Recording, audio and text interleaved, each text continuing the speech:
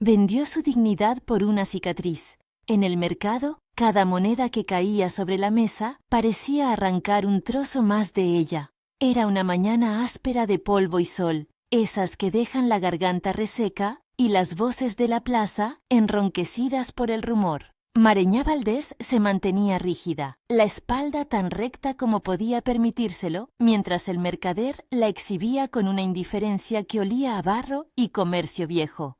La gente la miraba como si observaran un objeto ajeno, la cicatriz en su cuello, una línea pálida que contradecía la juventud de su rostro, se abría como un mapa que nadie quería leer. Los niños se apartaban, las mujeres bajaban la vista. Algunos hombres, con risas cortas, se acercaban solo para confirmar la historia que ya circulaba, que ella era sobreviviente de aquel fuego que había consumido casas y esperanzas, que había llegado a la plaza como quien llega de la miseria, con nada más que un saco raído y un silencio que juraba no responder a insultos. Nadie preguntaba cómo había quedado marcada, a nadie le importaba la verdad.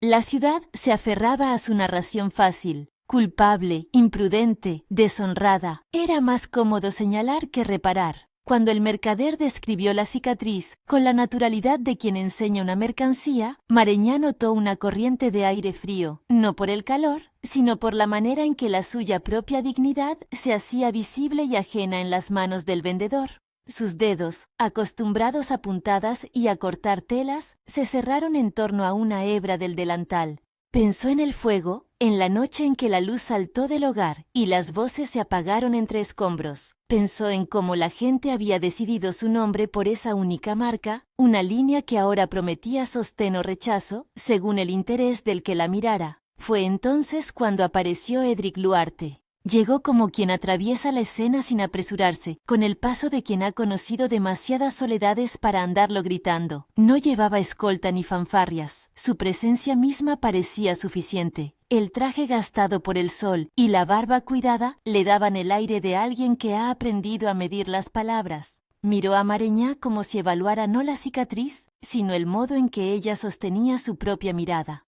En su rostro había un estoicismo que no rehuía del dolor. Era el semblante de un hombre que había perdido algo irrepetible y ahora vivía con el eco de esa pérdida. Esa tarde el eco lo llevó hasta la plaza. Sin ceremonias, sin palabras largas, Edric acercó unas monedas y dio una orden breve al mercader. Aquello fue suficiente. La transacción se consumó en silencio, con la misma economía con la que se paga un jornal de trabajo. Para los observadores fue una escena de dominio, para Mareñá fue una mezcla de alivio y despojo. Había pensado, en el primer vértigo de la humillación, que cualquier abrigo valdría más que la mirada del pueblo, y aún así, cuando el hombre de la hacienda colocó su mano en la parte alta de la espalda y la condujo fuera de la plaza, su garganta se tensó con la sensación de haber vendido algo más que su libertad.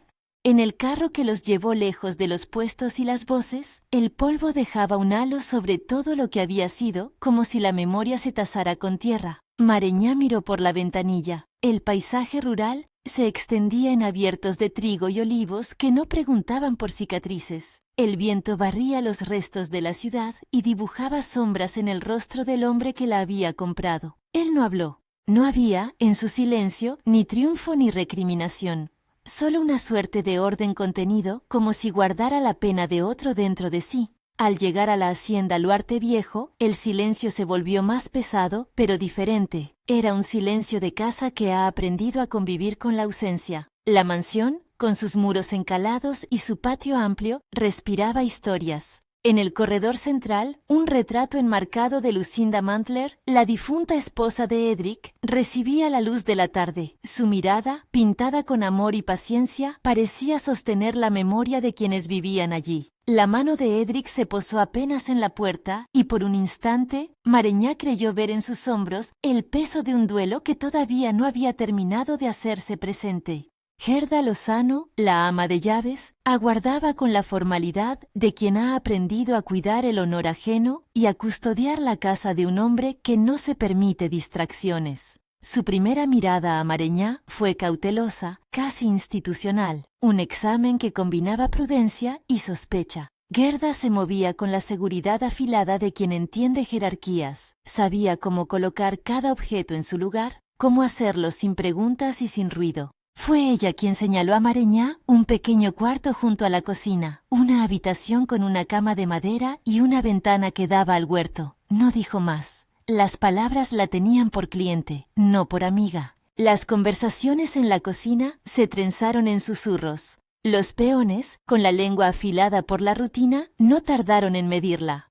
Ciro Mancera, en particular, mostró desde el inicio un desprecio que se volvió corriente. Sus comentarios, disfrazados de humor vasto, buscaban quebrar la compostura de Mareñá. La llamaba la quemada, con un tono que pretendía ser broma, pero su risa tenía filo. Los otros observaban, a veces complacidos por la oportunidad de reafirmar su propia tendencia a señalar. Mareñá respondió con trabajo. Barrer, fregar, atender animales. El trabajo era su manera de existir sin pedir clemencia. Edric, por su parte, se mostraba distante en los modos más contados, pero interviniente en lo esencial. No habló de la compra ni de la razón que lo llevó a pagar por ella. Cuando lo hizo, sus frases fueron cortas, medidas, sin atajos. Le había dado techo y comida, y en los primeros días, esa era toda la caridad que parecía permitirse. A veces la veía desde el corredor del despacho, como si midiera su presencia con la precisión de quien teme causar daño por exceso de afán. No ofreció palabras de consuelo, pero sí gestos. Una manta más, una ventana arreglada para que entrara el sol, la orden de que no se le tratasen con vergüenza. Esos gestos eran leales a un código de respeto, y Mareñá los aceptaba con gratitud contenida. La casa tenía rincones que hablaban de otra vida, la biblioteca con estanterías de madera, el salón donde las cerámicas parecían custodiar conversaciones pasadas, la cocina con sus ollas de cobre que cantaban y el jardín donde un rosal solitario luchaba por florecer. En la pared principal, junto al retrato de Lucinda, había un escritorio con una carta sobre él, el sobre cerrado con el sello de la familia. Nadie tocaba esa carta. Mareñá, en sus labores, notó el papel a veces. Su presencia era como un latido oculto en la casa, uno que nadie quería escuchar. Los primeros días se volvieron una sucesión de pequeños movimientos, amaneceres en los que los pájaros anunciaban la jornada y Mareñá aprendía los nombres de los caballos, atardeceres en los que las sombras alargaban las miradas. Noches en las que la vela parpadeaba y dejaba que los recuerdos se colaran por las rendijas. A través de esas repeticiones fue tejiéndose una intimidad silenciosa entre ella y Edric. No era pasión ni amor declarado, era una cercanía templada por el cuidado. En una tarde, por ejemplo, cuando el agua para el lavado tardó en salir, Edric apareció sin anunciarse con un cántaro en la mano. No dijo nada y dejó el cántaro junto a la letrina como si el gesto fuera suficiente explicación. Mareñá sintió, por primera vez desde los días del mercado, que alguien la veía sin la prisa del juicio. Gerda, sin embargo, no perdió su escepticismo. Lo suyo no era crueldad, sino prudencia. Sabía que las casas como la suya guardaban secretos y que la integridad del hogar dependía, a veces, de mantener a raya a los elementos extraños. Observaba a Mareñá con una mezcla de vigilancia y ternura contenida. Al principio, exigía explicaciones a la joven sobre su pasado, no por curiosidad, sino por la necesidad de colocarla en un sitio seguro dentro de las normas de la casa. Mareñá contestaba con la economía de quien no quiere provocar lástima ni encender suspicacias. La verdad en gotas, ofrecida con cautela. En una de las primeras semanas, mientras ordenaba un arcón viejo, Mareñá encontró un medallón. Era de plata, con una cadena fina y una pequeña imagen en su interior, apenas visible bajo el polvo. No era suyo. El medallón relucía con una luz que parecía pertenecer a otro tiempo. Al abrirlo, Mareñá sintió un sobresalto. Dentro había una minúscula tarjeta con letras que rozaban la caligrafía de alguien a quien se le pagaba por cuidar la memoria. Guardó el hallazgo con la determinación de no dar explicaciones apresuradas. Llevar un objeto ajeno en su bolsillo era peligroso. En la casa, los objetos hablaban. La hipótesis de que el medallón perteneciera a Lucinda se coló en su mente con la timidez de una sospecha. Aquella noche, Mareñá colocó el medallón bajo la almohada. La casa, velada por las sombras y el leve murmullo de una lechuza, parecía contener la respiración. En la sala grande, el retrato de Lucinda recibía la luna como si fuera una bendición a distancia. Mareñá soñó con llamas que no la tocaban, con manos que buscaban sostenerla y se alejaban, con una voz que no se decidía a pronunciar su nombre. Despertó con el sabor del miedo en la boca y el peso del medallón en la palma como una promesa de complicaciones. No fue extraño, entonces, que la presencia del objeto no pasara desapercibida. Gerda lo notó en la muda de ropa que Mareñá dejó tendida y, con la precisión de quien resguarda la casa, preguntó por su procedencia. Mareñá explicó que lo había hallado en el arcón viejo y lo mostró con la calma de quien ofrece una pequeña ofrenda para evitar sospechas. Gerda lo miró y no comentó nada más que una frase breve. En esta casa hay cosas que se guardan por cariño y otras por deber. No era una reprimenda, era un recordatorio de que el pasado del hogar tenía guardianes. Ciro, que no dormía a un centímetro de la observación, vio en el medallón una nueva munición para sus burlas. Lo llamó el colgante de la señora y dejó caer insinuaciones que, aunque pequeñas, se propusieron corroer la poca estabilidad que Mareñá iba construyendo. Empezó a colocar pequeñas trampas. Una tarea mal hecha dejaba un estropicio. Una conversación se convertía en cuchicheo destinado a ser oído por otros. Lo que comenzó como hostilidad por desconfianza se fue volviendo más personal. Mareñá aprendió a anticipar la venida de la burla, el silbido, la mueca, la palabra que lastima mejor. Edric observaba esas corrientes con la paciencia del que ha visto crecer malezas en su propio jardín. No intervenía a cada mordisco de la lengua, pero cuando lo hacía, sus palabras, aunque pocas, tenían la contundencia de quien no admite injusticias en su casa. En una tarde en que Ciro se excedió, Edric se acercó y, sin levantar la voz, dejó claro que la chacota no tendría lugar bajo su techo. Ciro, con la terquedad de quien se siente dueño del patio, respondió con una mirada que prometía futuras heridas. No era una amenaza explícita, era la certeza de quien ha dispuesto a no ceder terreno. La distancia entre Mareñá y el resto de la hacienda, sin embargo, comenzó a estrecharse en pequeños actos. Gerda, enseñándole a limpiar la plata sin comentarios, una pechuga de pollo que aparecía sin ceremonias en la mesa, cuando Mareñá volvía de las labores, el gesto de Edric cerrando la puerta del despacho, tras asegurarse de que la tormenta que cruzaba el valle no se llevara consigo la calma. En esos detalles, la joven encontró un cierto reparo para la vergüenza que aún le atenazaba el pecho. No se trataba de que la herida desapareciera, se trataba de que los pliegues del día le ofrecían posibilidades de reconstrucción. Pero la casa no era únicamente abrigo, era también un lugar donde el pasado guardaba fuerzas que podían levantarse en cualquier momento. Una tarde, cuando la niebla se descolgaba del río y la luz se volvía gris, llegó una carta. Rumo Castrillo no era un rostro inesperado. Los mensajeros traían noticias a menudo. Sin embargo, su presencia aquella tarde generó un silencio distinto. Traía noticias de pueblo, rumores empaquetados en papel. Habló con Gerda en el umbral, y sus palabras, aunque veladas, tocaron a Mareñá como una corriente fría. Rumo dejó caer, sin prisa, que se hablaba de rescoldos que no habían querido apagarse del todo. Insinuó que algunos aún creían que la desgracia tenía nombre y apellido. Mareñá, que había aprendido a contener la respiración en las noches de miedo, sintió el aire comprimido otra vez. Fue entonces cuando comprendió que su llegada a la hacienda no sería la clausura de su historia, sino un capítulo más donde ciertas verdades tendrían que salir a la luz. El medallón, la carta en el escritorio, el retrato con la mirada de Lucinda. Todo parecían piezas destinadas a encajar en un rompecabezas que ella no había elegido ni diseñado. No obstante, y pese al temor que se alzaba como un muro, también percibía por primera vez la posibilidad de que alguien escuchara su versión, que alguien desenmarañara la historia que la ciudad había tejido con rapidez. La tensión aumentó cuando, en una comida, Ciro dejó caer una insinuación delante de todo el personal, una pregunta pesada sobre la noche del incendio, con la intención de que la respuesta fuera una humillación pública. Las cucharas se detuvieron, las miradas se dividieron entre Mareñá y Edric. Fue un instante en el que el tiempo pareció detenerse en un hilo. Mareñá tensó los dedos alrededor de su servilleta, notando cómo la sangre se le movía hacia el rostro. El rubor le llenó las mejillas no por la vergüenza de la acusación, sino por el peso de la ignorancia ajena.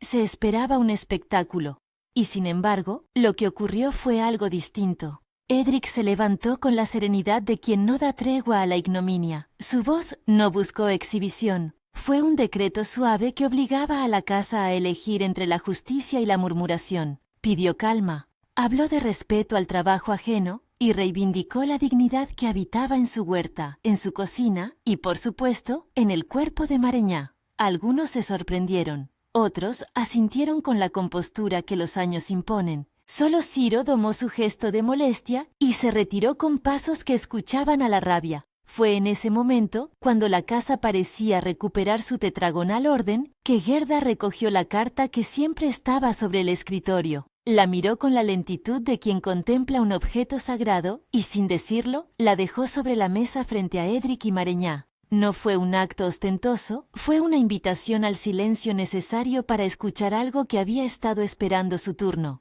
Mareñá, con las manos temblorosas y la presencia de la memoria abriéndose como una antigua herida, la tomó entre sus dedos y sintió el peso del papel como algo más que tinta. Era una llave. En la habitación contigua, la sombra del retrato se alargó con la puesta de sol. La casa, que hasta entonces había sido un refugio inseguro, comenzó a perfilarse como un lugar donde la verdad podía obrar, aunque no sin dolor. Mareñá pensó en las monedas que habían caído en la plaza como si fueran etiquetas de desprecio. Pensó en la compra que la había despojado y en el mismo pensamiento en la mano de Edric que la condujo hasta la hacienda como quien rescata algo antes de que sea demasiado tarde. No sabía si debía llamarlo salvación o sustitución. Lo único cierto era que la transacción había abierto una puerta que ahora exigía que se decidiera cómo atravesarla. En los días siguientes, los gestos de Edric se hicieron más claros. No buscaba borrar el pasado de Mareñá, sino construir con ella un presente donde la cicatriz no definiera la totalidad de su vida. Le enseñó los nombres de los caballos, la rutina de la estación de riego, la manera de sujetar un cepillo para que el pelo no se partiera. Ella le devolvía con trabajo callado y con la humildad de quien recobra algo de sí. Entre ambos se tejían silencios que a veces estaban llenos de palabras no dichas y otras veces eran treguas que acercaban dos soledades distintas. En la cocina, mientras la noche caía, Gerda colocó la tetera y sin levantar la vista, dijo a Mareñá en tono más suave que acostumbra: «En esta casa se cree en la reparación del otro, pero no en la leveza del olvido. Quien entre aquí tiene que estar dispuesto a trabajar por su lugar». Mareñá asintió. No pidió perdón.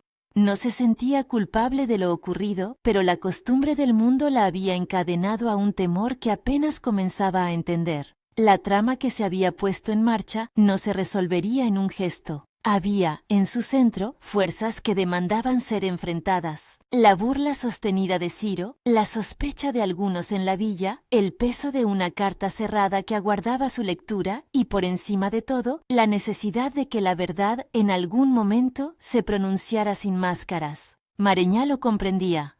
Sabía que la cicatriz sería siempre una presencia, pero también entrevió la posibilidad de transformar su significado, de marca de vergüenza a memoria, que contaba no su culpa, sino su sobrevivencia. La noche que siguió al encontronazo en la mesa, Mareñá no durmió tranquila. Caminó por el corredor hasta el cuarto que le habían asignado y se quedó junto a la ventana mirando el patio. Allí, bajo la pátina de luna, Ciro recortaba su figura en la lejanía como una sombra que buscaba volver a aparecer en el tejido de la casa. Mareñá apretó el medallón en su mano y sintió que lo único que podía hacer por entonces era no huir. Esa decisión pequeña, íntima, comenzó a marcar la diferencia entre la resignación y la reconstrucción. Al amanecer siguiente, cuando aún había rocío en los olivos, se oyó el rumor de pasos en el sendero que conducía a la hacienda. Eran pasos múltiples, de los que traen noticias y también de los que reavivan viejos resentimientos. Mareñá se acercó a la cocina con el delantal puesto y notó que Gerda, por primera vez, la miraba de un modo que no era estrictamente de supervisor. Había una ternura contenida, la de quien se prepara para escuchar una historia compleja. Los hombres que llegaron eran heraldos de lo que no debía dejar de saberse. Entre ellos, Rumo Castrillo, cuyo rostro mostraba una mezcla de prisa y cansancio, parecía cargado con la necesidad de ser escuchado. Sus palabras, al fin, tendrían un peso distinto. Prometían traer a la superficie lo que la ciudad había decidido enterrar bajo las monedas. Pero, en el patio, antes de que pudiera abrir la boca y rendir cuentas a la casa, Ciro apareció, como esperándolo, con una sonrisa que no admitía cortes. El aire quedó suspendido. La escena entregó a los presentes la sensación de que algo iba a romperse de una vez por todas, la tela fina que separa la sospecha de la verdad. Mareñá, al contemplar a Rumo y a Ciro frente a frente, sintió cómo la sangre le latía en las sienes. No sabía si el mensajero traería alivio o más acusaciones. Lo único palpable era la certeza de que ya no podía retroceder. La dignidad que había sido puesta en venta en la plaza ahora estaba bajo la protección de una casa que, por decisión de un viudo silencioso, se había convertido en su refugio provisional. El punto de inflexión se aproximaba, y con él, la promesa de que la historia que la ciudad creía conocer tendría que ser discutida en voz alta, sin medias palabras ni comodidades. Mientras el murmullo crecía y la tarde empujaba su propia sombra hacia el portal, Edric dio un paso adelante. No habló de inmediato. Su mirada recorrió a todos los reunidos y por un instante pareció que las paredes mismas contenían la respiración. La decisión que estaba por pronunciar no sería solo por la casa ni por Mareñá.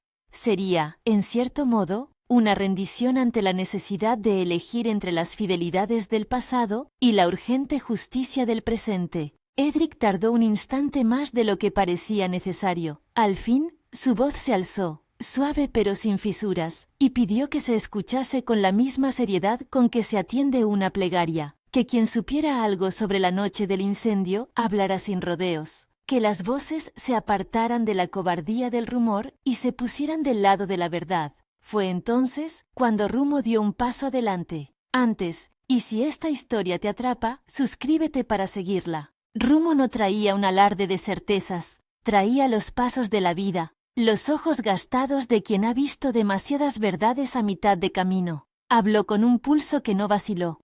Contó que había ido aquella noche por la vera del río y que al volver por el sendero que conduce al pueblo había visto una luz que se movía con prisa. Había pensado en hogueras de pastores, en alguna chimenea mal apagada. No imaginó la tragedia. Pero al pasar junto a la vieja carbonera, la brasa que ardía aún tenía una diferencia. Había huellas que se alejaban hacia la derecha, hacia el camino del potrero, huellas de una bota clavada en el barro, huellas que Rumo seguía desde entonces en la memoria como quien no quiere olvidar una sombra. Esa huella la había visto de cerca y se parecía, dijo Rumo con calma, a la suela que acostumbraba usar un hombre del pueblo, un hombre que antes no ocultaba el orgullo de su calzado. Las palabras aparecieron con nombres, y cuando Rumo pronunció el nombre de Ciro Mancera, el aire se espesó. No fue el dedo que acusó lo que quebró la escena, fue la manera en que Rumo añadió pequeños detalles que no encajaban con la versión que se había repetido en la plaza, que había visto a Ciro esa noche cerca del granero, que llevaba en la bolsa un trapo manchado de hollín, y que, al cruzarse con él en la madrugada, Ciro había hablado de una tarea que debía apagarse antes del amanecer.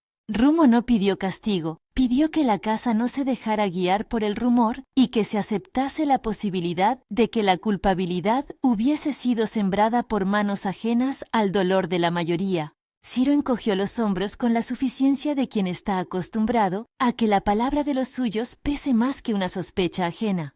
Palabras y vuelta a empezar, murmuró con tono burlón. ¿Para qué venís a mover fantasmas? Pero su voz no halló el reencuentro que esperaba. La murmullos en la cocina se volvieron expectantes. Algunos peones intercambiaron miradas de incomodidad, porque en el fondo sabían que el fuego de una noche no se apaga con el olvido, sino con la claridad que exige el daño.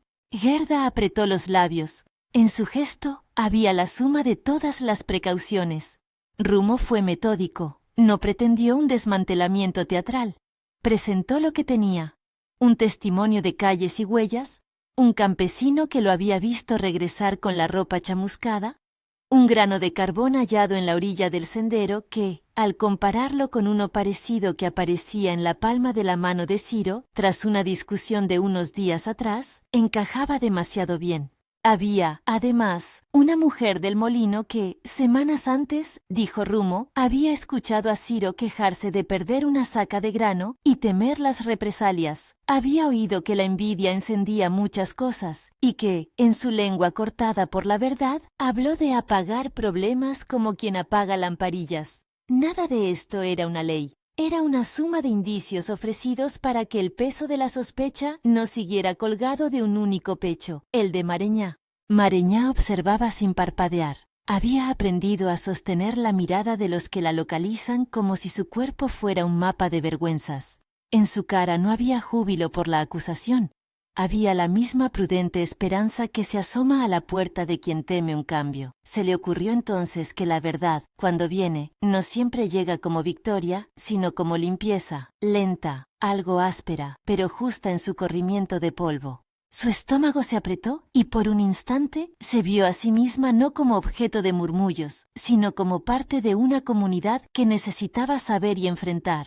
La tensión llegó a su cima cuando Edric, sin extremismos, pidió que la acusación se pronuncie en voz alta y que se permita a quien fue señalado la oportunidad de explicar. Había en su voz una entereza que no buscaba humillar.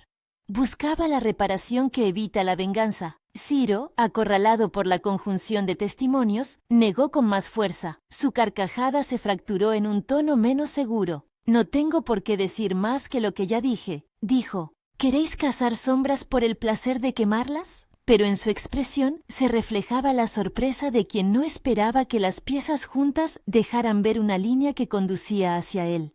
Gerda, que hasta entonces había mantenido una compostura que oscilaba entre la vigilancia y la misericordia, dio un paso que muchos notaron como decisivo. Pidió que revisasen el granero y los pajares, que nadie tomase decisiones precipitadas en la cocina y que se trajeran las pocas pertenencias que a Ciro se le atribuyaban como suyas. No actuó por furia, actuó por orden.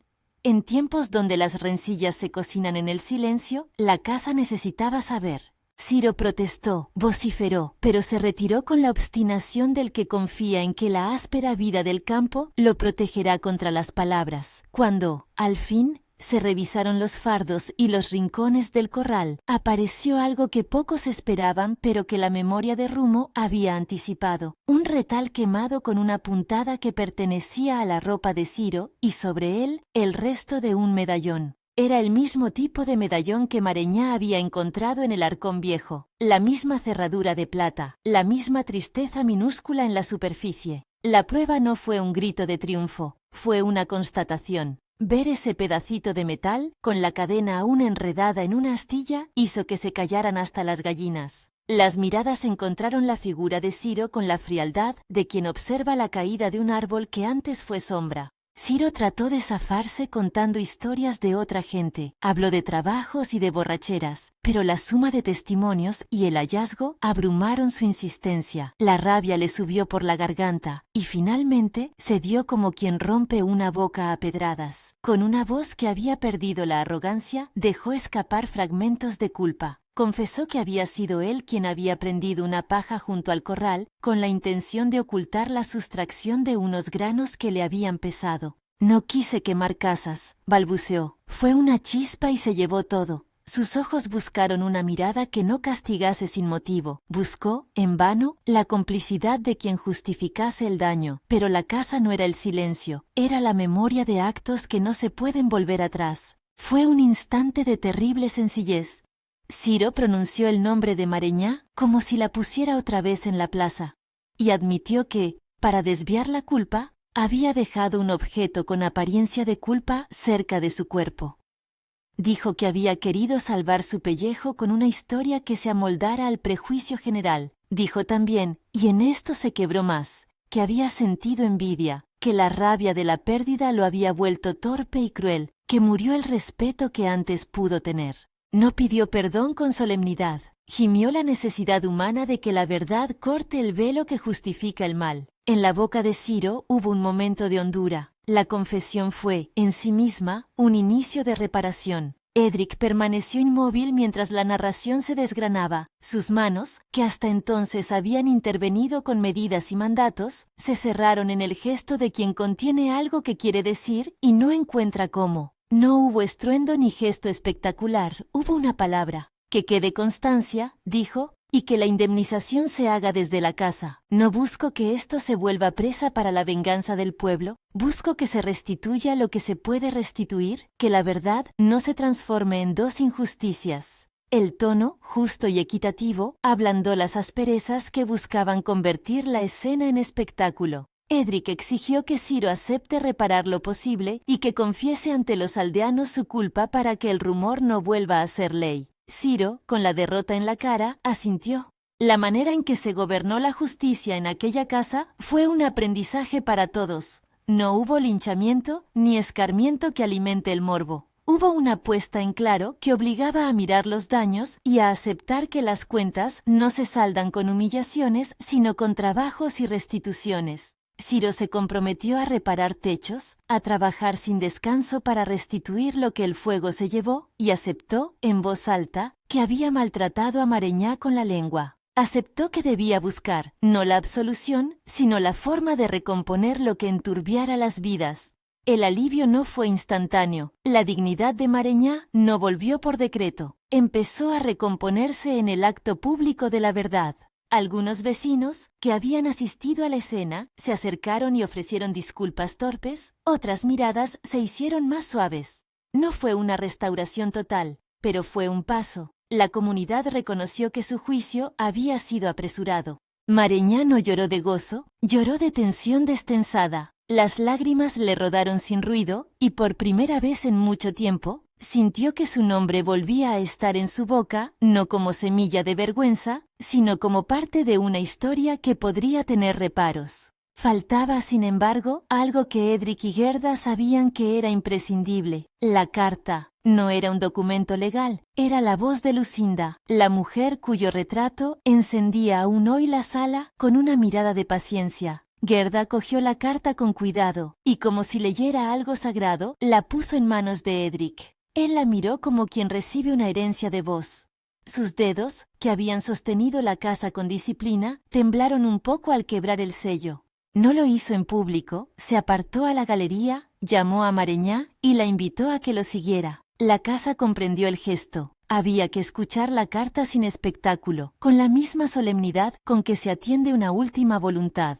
La tinta de Lucinda se desplegó con la calidez de quien mira el mundo desde un amor profundo y sin juicios. En la carta había algo que no pretendía dictar caminos, sino ofrecer permiso. Palabras que hablaban de un hombre amado, de un duelo que merecía su tiempo, pero también de la inutilidad de morar eternamente en la muerte propia. Lucinda pedía, con la sencillez de quien ama hasta la magnitud de la propia ausencia, que Edric cuide su corazón, que no lo convierta en prisión. Si algún día, escribió con la caligrafía de una mujer que aprendió a ordenar la vida con ternura, llega a tu puerta alguien marcado por la desgracia y la fría mano del mundo, la toca con dedos de desprecio, protégela, no como quien compra redención, sino como quien reconoce en otro una carne que también sangra y merece alivio. No te obligo a amar, te entrego permiso para vivir.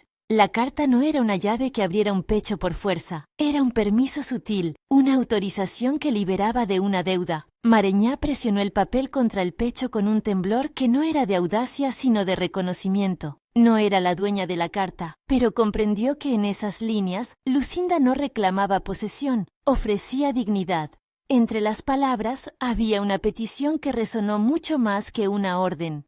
No dejes que mi memoria sea un muro que impida la ternura. El eco de esa frase, dicha no como reproche, sino como regalo, caló en la noche como agua sobre raíces resecas.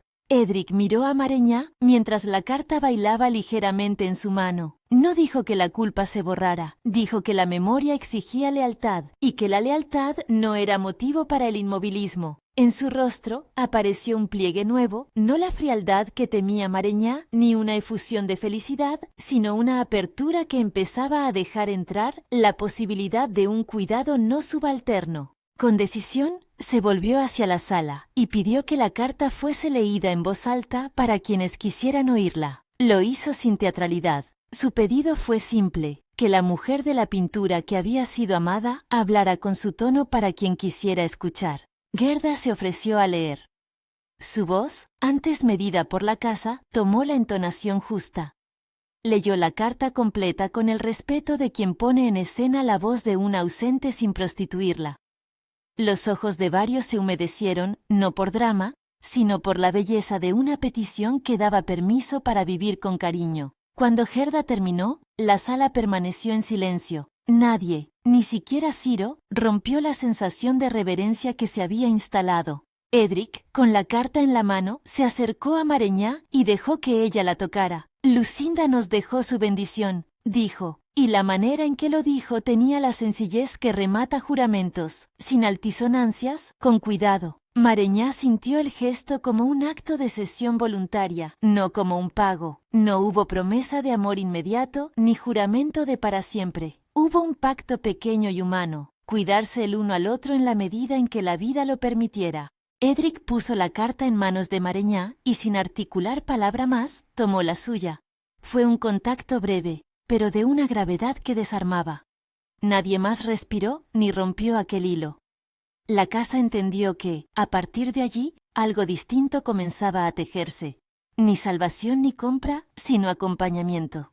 La escena que siguió fue de esas que no se narra con euforia, sino con ternura mesurada. Mareñá sostuvo la carta contra el pecho y miró el retrato de Lucinda como quien reconoce una figura que fue esencial para la existencia del hombre que ahora la protege. No hubo celos ni rechazo a la memoria. Hubo una aceptación. Edric, sin grandilocuencias, dejó a un lado la distancia que lo protegía y pidió a Gerda que guardara la carta en el archivo de la casa, no como reliquia que cierre destinos, sino como recordatorio de que la compasión también puede ser herencia. Luego, con gesto que tuvo más de quien ofrece compañía que de quien reclama devoción, puso una mano en el hombro de Mareñá. Los días que siguieron a la confesión y a la lectura fueron de trabajo y de pequeñas restituciones. Ciro cumplió con su palabra y se vio afanándose en reparar lo quebrado. Algunos lo miraban con dureza y otros con lástima, porque la reparación exige manos y tiempo. Mareñá, por su parte, no buscó reconocimiento incesante. Se puso a la labor con la calma de quien ha decidido que la mejor respuesta es la entrega a lo que se hace.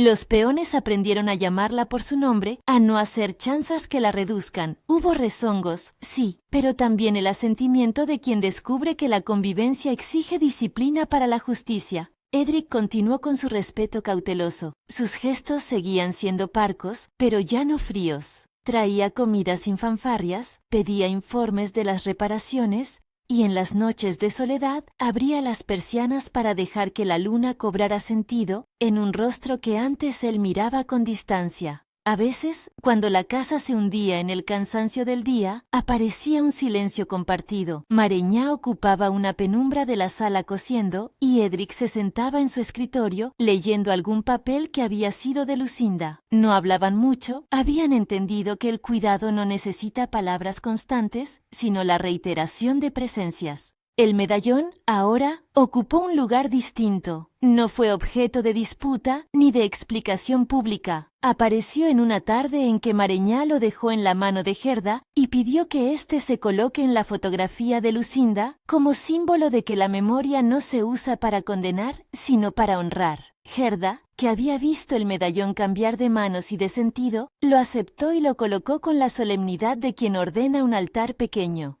Cuando el medallón quedó junto al retrato, la cadena recogió una luz que parecía decir que las cosas pueden mudarse de significado cuando ya no sirven a la venganza, sino al recuerdo.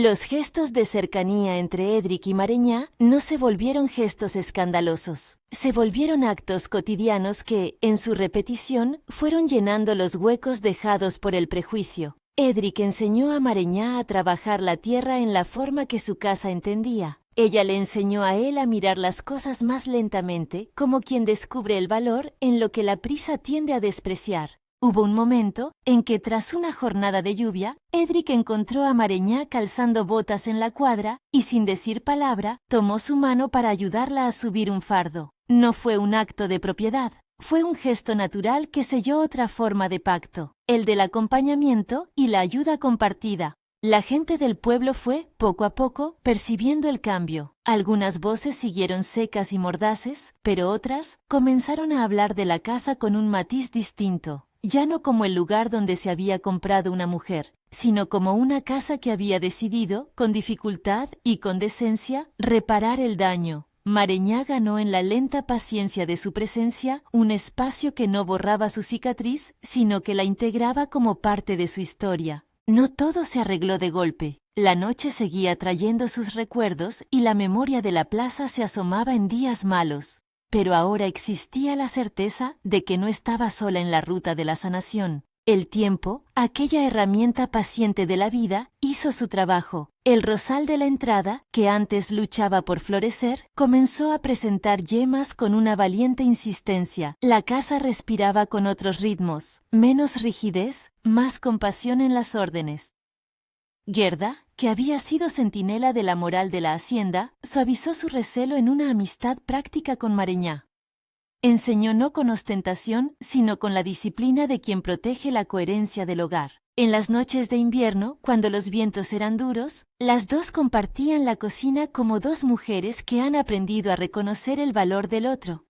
Hubo un instante que marcó la transición entre la reparación y el inicio de otra clase de vínculo. No fue una escena de fuego ni declaración. Fue una mañana clara, cuando el sol apenas besaba la parte alta de las colinas, y Mareñá regresaba de ordeñar con la canasta al hombro. Edric la vio desde la puerta del despacho y, sin pensar en la ceremonia, salió y se situó a su lado. Los dos caminaron un trecho en silencio, mirando el mismo paisaje. Al llegar a la puerta principal, Edric, con la naturalidad de quien ya no necesita las palabras para sostener una verdad, tomó la mano de Mareñá y la sostuvo un momento más largo que lo necesario. No pronunció promesas, no las necesitaba. Su gesto era pacto, no de posesión, sino de compañía. Mareñá, que había aprendido a medir cada gesto como si fuera un precio, devolvió la mano con la suya y por primera vez en mucho tiempo dejó que su cuerpo no se retrajera. La cicatriz en su cuello no se vio como token de vergüenza, sino como surco de un pasado que la había formado. No hubo cine en la escena. Hubo una pequeña tregua que ambos aceptaron, cuidarse, sin soluciones mágicas, con paciencia. Ese apretón de manos fue el gesto simbólico que muchos esperaban ver transformado en promesa.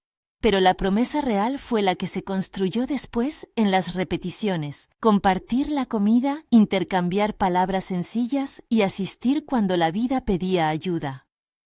La casa, Luarte Viejo, respiró un poco más suave. La ausencia de Lucinda seguía siendo un latido tierno en las paredes y nadie pretendió apagarla. Al contrario, su recuerdo fue el puente que permitió que el dolor no se volviera prisión. Edric no renunció a su duelo, lo transformó en puente. Mareñá no borró su historia, la incorporó. Juntos empezaron a tejer una convivencia que no borraba nombres ni memorias, sino que las acomodaba como piezas que conviven en una misma mesa. Los meses trajeron estaciones y con ellas pequeñas celebraciones cotidianas. Hubo una vendimia en la que se repartió pan con queso y risas, y Mareñá fue invitada a cortar las primeras uvas junto a Edric como una forma de reconocimiento público no escenificado. Las voces del pueblo ya no buscaban reducirla a su cicatriz. Algunos niños, incluso, jugaron cerca de sus manos sin señalar. No todo cambió por completo, pero la corriente general se inclinó hacia la recuperación de la dignidad que la plaza había intentado arrebatar. Cierta tarde, Edric le enseñó a Mareñá a leer algunos pasajes de los diarios de la casa. No eran grandes textos, sino notas pequeñas donde Lucinda escribía sobre horas, sobre cómo ordenar el huerto o sobre qué flores sembrar para la llegada de la primavera. Juntos se sentaron en la biblioteca y compartieron la lectura en voz baja.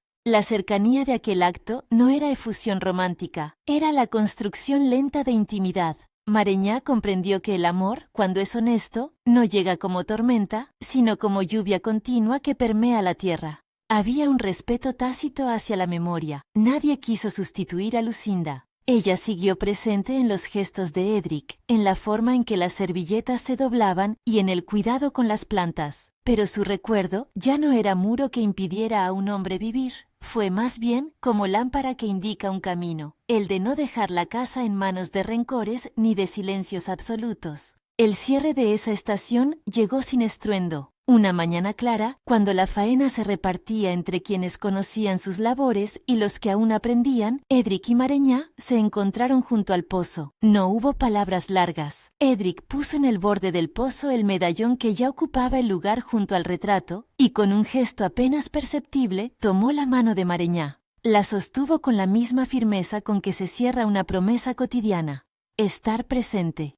Ella dejó que la mano fuese sostenida. No fue una escena que marcara una consumación del amor. Fue la confirmación de que ambos elegían caminar juntos, despacio, con las heridas a la vista y con la voluntad de no aprovecharse de la fragilidad del otro. La hacienda, que había sufrido el peso de rumores y de fuego, volvió a respirar como si recuperase un aliento largo. En los corredores se oyó de nuevo la conversación que no busca el drama sino el consejo. En el huerto, el rosal dio su primera flor robusta. Mareñá, al verlo, sonrió sin que la boca le temblara. La flor no borraba nada, pero anunciaba que la vida podía persistir en su forma de siempre. Y así, en ese latido sereno, el pueblo aprendió algo que quizás siempre estuvo en la literatura de los campos, que la dignidad de una persona no puede venderse por monedas arrojadas en una mesa, que las heridas se curan en compañía y que las cartas de los ausentes pueden ser, a veces, permiso para volver a vivir. Edric no rescató a Mareñá como si fuera una mercancía. La acogió en su casa y con gestos pequeños la restituyó en su humanidad. Mareñá no aceptó ser salvada sin participar de su propia restauración. Trabajó, se habló y se dejó ayudar. La última imagen que quedó para quienes vivieron aquello fue simple y poderosa. El retrato de Lucinda en la pared, con la luz que lo besaba suavemente, y bajo él, el medallón y la carta colocados como testigos. A su lado, Mareñá y Edric, de pie, tomados de la mano con la naturalidad de dos que han decidido acompañarse, miraban el horizonte donde el sol se hacía amplio. No hubo amenazas de felicidad total ni promesas de remedios inmediatos. Solo el compromiso sincero de que la vida merece la paciencia de quienes la cuidan.